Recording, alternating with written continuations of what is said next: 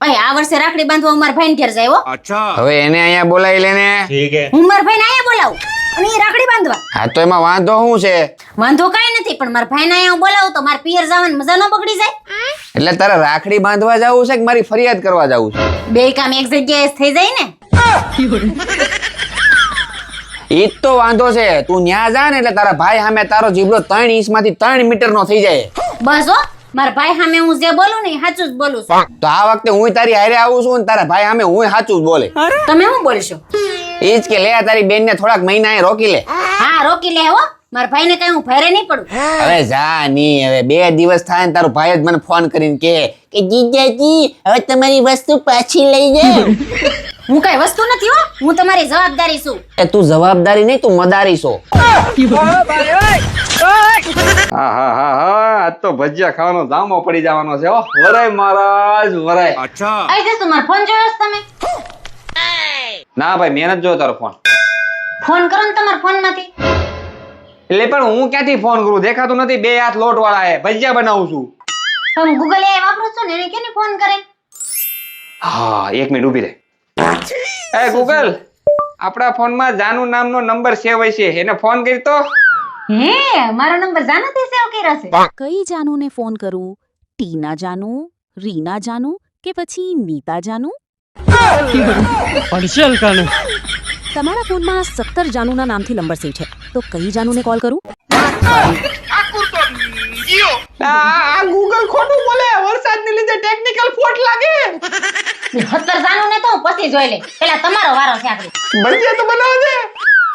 ભજીયો બના, ભજીયા તો હવે તમારા નીકળે.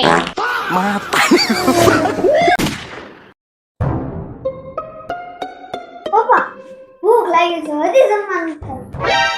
ઓય હું કરશો? જમવાનું લાઈને કેટલી વાર છે? આવી ગયો. લે આ દાળ તો ઠંડી છે. એ ઓલી ડાયરેક્ટ ફ્રીજ માં કાઢીને લાવી, ગરમ નથી કરી? 1 મિનિટ હમણાં આવું. લેવા ગઈ છે. रुको जरा सबर करो.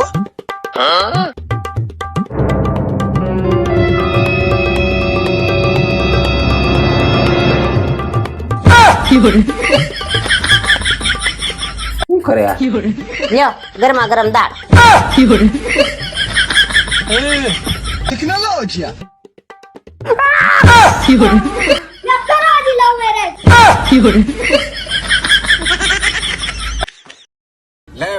પપ્પા બોલે બેટા. પપ્પા મારું સ્કૂલ બેગ તૂટી ગયું છે, એમાં ચોપડા પલળી જાય છે, મને નવું સ્કૂલ બેગ લઈ દ્યો ને. બેટા હમણાં છે ને પૈસા જ નથી, થોડાક દી ચલાય ને પછી લઈ દી હો. મમ્મી પાસે છે, એની પાસે માંગી લ્યો. ના ના ઓલા તું ઈ ક્યાં ધંધા શીખવાડે? એની પાસે 500 લેવું તો હામાં 1000 કઢી છે. આ ખિસ્સા એને જ ખાલી કરાવ્યા છે. પણ પપ્પા મારા પાસે એક આઈડિયા છે.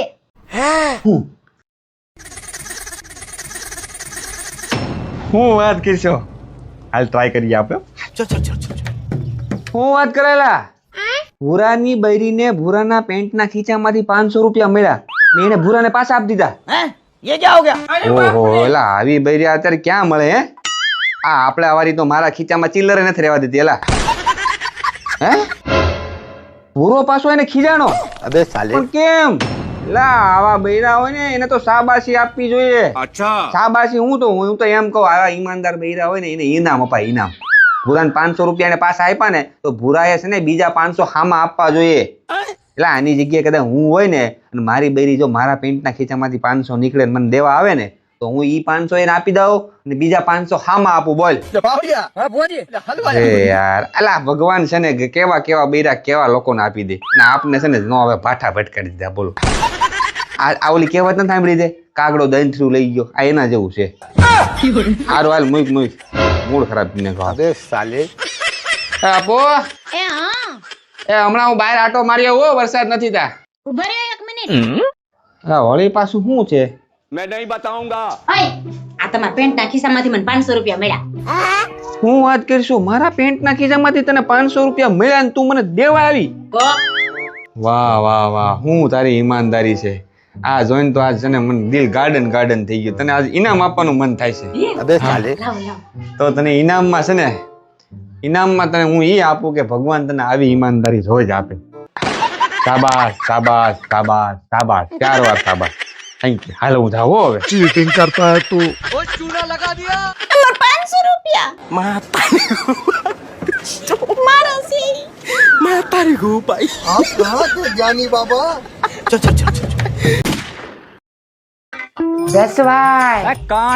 હા બોલો ની स्त्री है હા છે ને આ બેઠી છત્રીનો સ લઈ તારો હગો ઈ નહીં પેલી ગરમ થાય ને ઈ અરે પાય તો જા થળિયા પછી શું આવે ડાકલું આવે લઈ ડાકલાનો ડ આ ભાઈ ઈ નહીં પેલો કરંટ ઝટકો મારે ને ઈ અરે હાથ તો અડાડ તને ખબર પડે એ ઢગલાનો ઢ લખો તારો ડહો લા ભાઈ ઈ નહીં કપડાની ઘડી ભાંગે ઈ લા ભાઈ મને ભાંગી થોડી સીધો કરી નાખ્યો ઘડી ની ક્યાં કરે તું ખોટી જગ્યાએ ભરાઈ ગયો ભાઈ તમને એક વાત પૂછું હા બોલ ને આ તમારું માથું દુખે છે આ તો હું શું એટલે તમને હું ચા બનાવી દઉં હું ન હોય તમને ચા કોણ બનાવી દઉં આ તું સો એટલે જ માથું દુખે છે તું ન હોય ને તો માથું જ ન દુખે ચા આવી ગઈ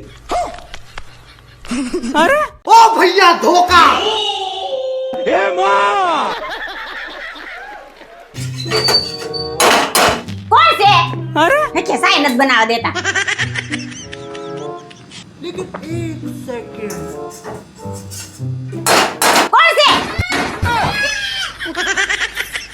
છે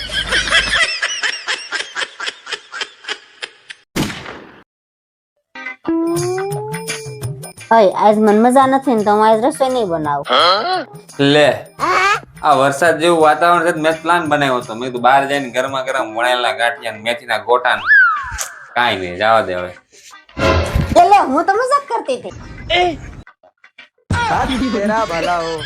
હું મજાક જ કરતો હતો એટલે હું બીજા ને ભરેલા રીંગણા ને બાજરાનો રોટલો બનાવી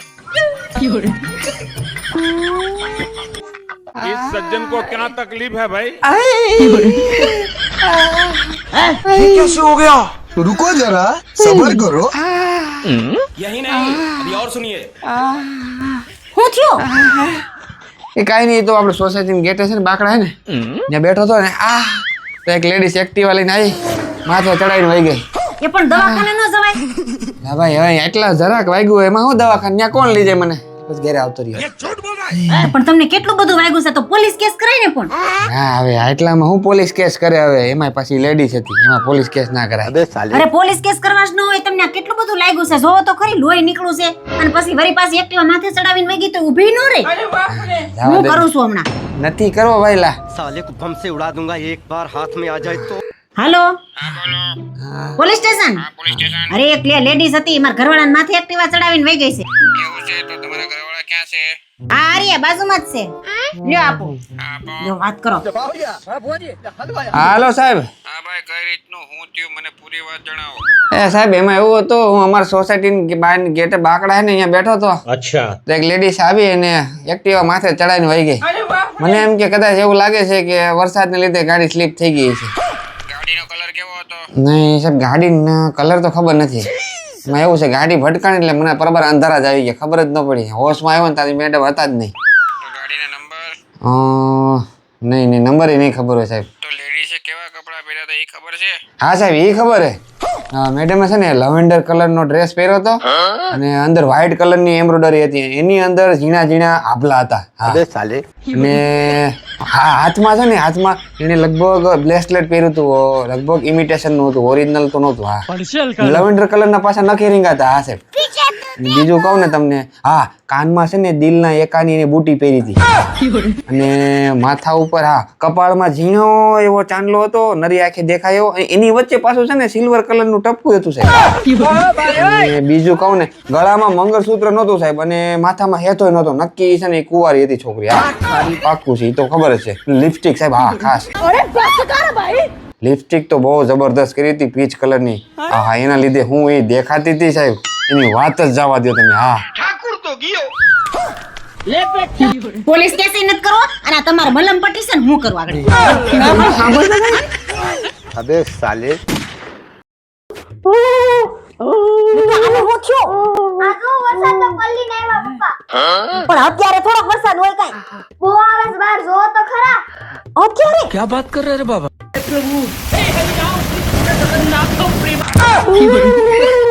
એ પણ તમને કોણે કીધું તું વરસાદમાં પલળવાનો? મને થોડી ખબર હોય અચાનક આવી પડ્યો પણ તો છત્રી કા રેનકોટ પહેરીને જવાય ને.